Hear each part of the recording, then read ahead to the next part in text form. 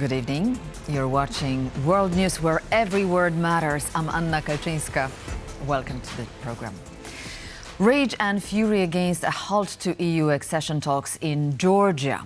Whether it's a Euro-revolution or a vote of no confidence for the Georgia's Dream Party and its government, the country plunges into chaos amid the fifth night of massive protests and brutal beatings by the police. Three towns like Rustavi, Batumi, Tbilisi, everywhere very massive protests. And joining me to discuss the possible scenarios for Georgia is Shalva Dzebisashvili, professor at the University in Georgia, Tbilisi. Welcome to our program, sir. Good to have you. Thank you for inviting me. Thank you. Several possibilities ahead of Georgian society, of course. First being the Georgian dream stepping down. How likely is this one? No, I don't think that this is a likely scenario, because Georgian Dream, at least in their public communication and strategic messaging, they try to appear very solid. They also communicate a kind of typical messages they do to their audience, to their supporters. And they actually don't show any sign internally, I mean, as a ruling party, to go and kind of try at least to achieve some compromise with the protesters or the political opposition.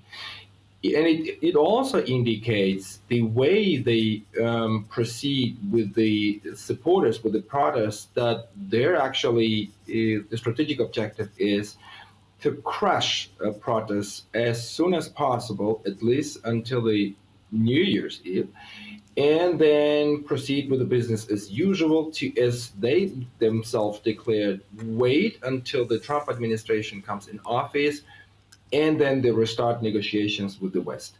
This is what they claim, what is the plan, strategic plan for them. But obviously, the streets in Tbilisi show a little bit different scenario. And the dynamics, you know, the developments, not only on the streets, but also the cracks we see slowly but surely appearing on the surface of the Georgian Dream behemoth tell us a little bit different story. Exactly. You say that the regime is quite resolute and doesn't show any sign of compromise, of willing to compromise. Yet several government officials and diplomats and the deputy minister for foreign affairs step down. So do you think it's really a sign of a cracking inside the government, or is it totally irrelevant? No, this is crucially important element of the protest, because you cannot deal with the authoritarian regime. You cannot hope to win against the authoritarian regime if the government institutions remain undamaged. But what we have seen so far, that the government institutions, the governance, the structure of governance, starts slowly to kind of, show again the cracks, as I said. So you have hundreds, it's almost 300, public servants in the Ministry of Foreign Affairs. You have almost 100 servants in the Ministry of Defense, 300 servants, in the Ministry of Justice. And the list goes on, and it's a never-ending kind of long list of, servants, public servants that openly stated that they do not agree at all with the course of action declared by the Georgian Dream.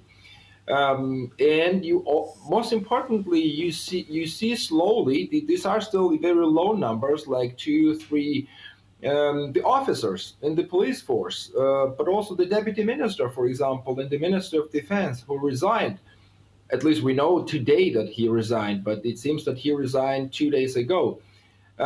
All these kind of indicators tell us that, although the Georgian Dream tries to present itself as a solid rock, not willing to compromise, but internally and institutionally, it has a huge problem. All right. And how about a possibility of Venezuela's model? That means two concurring governments claiming legitimacy. How about stability of the country in this respect, in such a scenario? No, it's not possible. Generally, neither Georgian public nor the Georgian political opposition agrees on this model. To have, there's only one legitimacy, which has to be taken either by one side. This is why the Georgian dream desperately waits for the approval of its legitimacy by Western countries, European Union, and specifically the United States. This is why they always claim that they are waiting for Trump's administration to come to office, because they do not regard Biden's administration as the administration that actually has power to kind of give certain legitimacy, acknowledge the electoral victory of Georgian dream. But at the same time, they use this external legitimacy tool in order to crack down the internal protests. And that's the point. There will be no kind of parallel governance or governments in Georgia. Absolutely not. There will be only one solution. Either Georgian dream steps down and there will be some kind of technical government that's going to organize a second round of truly transparent and credible elections, or they will be Georgian dream continuing its repressive and violent policies, ultimately finishing all the protests on the streets of Georgia and turning Georgia into a fully totalitarian state. All right, we hear you. So what would be your bet? Because from what you're saying, we have some sort of a tug of war. Yes. That we are observing right now on the street of Georgian towns. So which one is more likely to happen, and which side is about to stand down? That's a $1 million question. A very inspiring moment for me is that the Georgian society is a small society, by the way, never had any experience of protesting longer than 1 or 2 days. There was never kind of public or societal unity that even the supporters of the ruling party would join protesters on the street. But we have completely different situation now. We have dozens and hundreds of thousands of people coming every day protesting.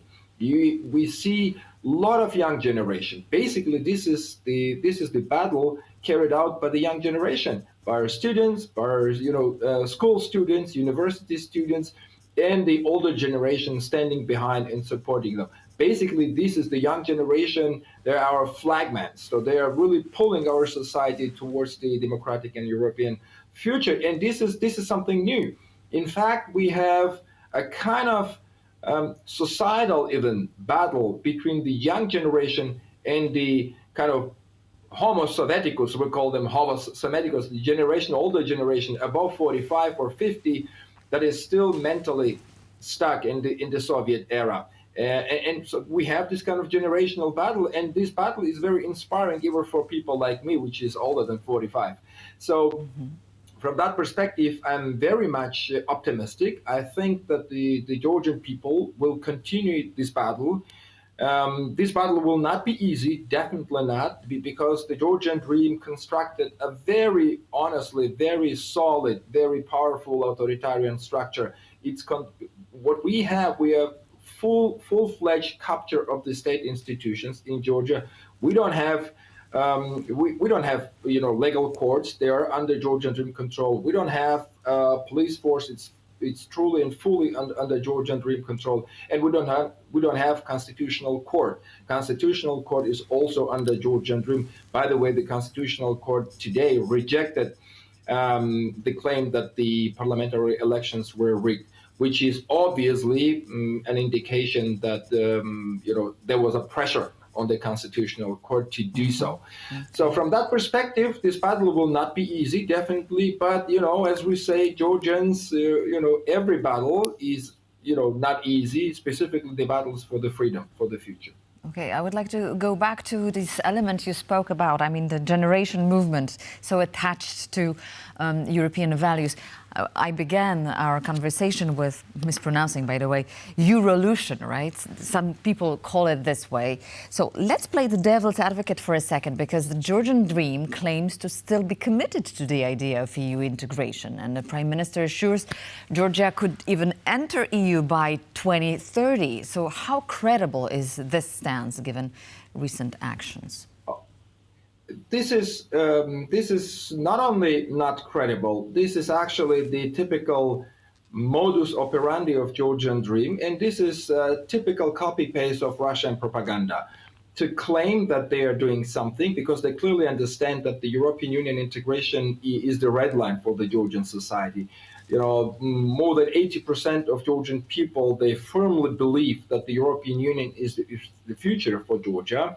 So knowing well that the 80% supports the European integration of Georgia in the Georgian society, Georgian dream will never openly admit that they don't want to join the European Union. So their kind of propaganda and disinformation campaign integrates these two elements, that on the top you have a very formal declaration that they are still committed to the European Union integration process, but in the reality, in the practical world, they do everything possible to stop it.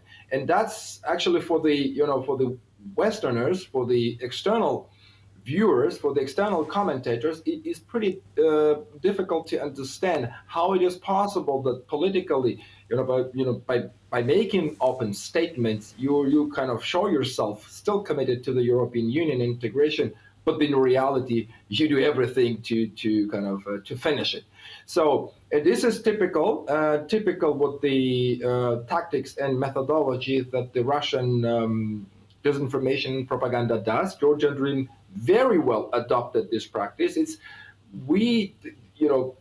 If you ask me, I'm a professor of political science in international relations. I know very well how the Russian hybrid warfare is being done in the post-Soviet area, and Georgia is a kind of battlefield of the Russian hybrid warfare. So whatever Russians did in the information area, in the information and psychological dimension, the same is being done in Georgia. So it's specifically targeting the Georgian dreams.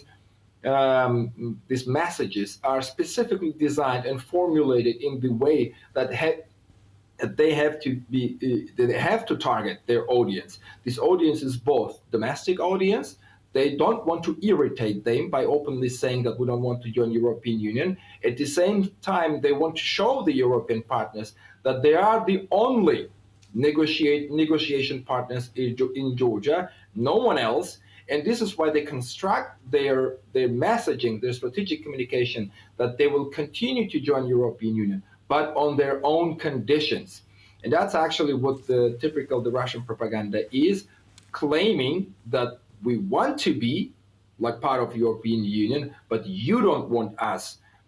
And then you start formulate your own conditions. And that's a really very tricky thing, how this disinformation campaign externally, internally is formulated by Georgian Dream, but this is very effective. I think this is a Georgian speaking to a Pole. This is like convincing the convinced. We know how that it operates, right? Absolutely. But sometimes you need to put that question just to understand the process. Absolutely. So, absolutely, and the European Union has to understand and really look through this Russian propaganda and also initiate their own actions. Yes, so exactly. Apropos those actions, what is that the opposition expect from the international community? I mean, how can the international community prevent a possible bloodshed, for that matter?